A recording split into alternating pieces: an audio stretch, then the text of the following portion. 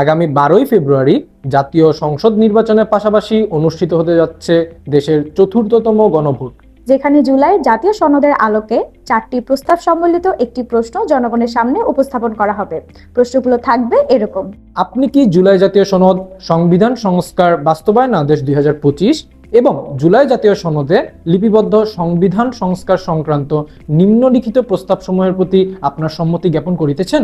আর প্রস্তাবগুলো হলো: ক, নির্বাচনকালীন তত্ত্বাবধায়ক সরকার, নির্বাচন কমিশন এবং অন্যান্য সাংবিধানিক প্রতিষ্ঠান জুলাই জাতীয় সনদে বর্ণিত প্রক্রিয়ার আলোকে গঠন করা হইবে। খ, আগামী জাতীয় সংসদ হইবে 2 কক্ষ বিশিষ্ট এবং জাতীয় সংসদ নির্বাচনে দলগুলোর প্রাপ্ত ভোটের অনুপাতে 100 সদস্য বিশিষ্ট একটি উচ্চ কক্ষ গঠিত হইবে।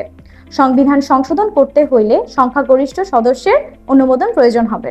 গ, সংসদে নারী প্রতিনিধিত্ব বৃদ্ধি, বিরোধী দল হইতে ডেপুটি স্পিকার ও সংসদীয় কমিটির সভাপতি নির্বাচন, মৌলিক অধিকার, বিচার বিভাগের স্বাধীনতা, স্থানীয় সরকার, প্রধানমন্ত্রীর মেয়াদ, রাষ্ট্রপতির ক্ষমতা সহ তফসিলে বর্ণিত মোট 30টি বিষয়ে জুলাই জাতীয় সনদ যে ঐকমত্য হয়েছে সেগুলো বাস্তবায়নে আগামী জাতীয় সংসদ নির্বাচনে বিজয়ী রাজনৈতিক দলগুলো বাধ্য থাকিবে। ঘ, জুলাই জাতীয় সনদে বর্ণিত অপরাপর সংস্কার রাজনৈতিক দলগুলোর প্রতিশ্রুতি অনুসারে বাস্তবায়ন করা হইবে। প্রস্তাবগুলোর প্রতি আপনি সম্মত হলে প্রশ্নের উত্তরে হ্যাঁ, আর সম্মত না হলে নাতে সিল দিতে হবে।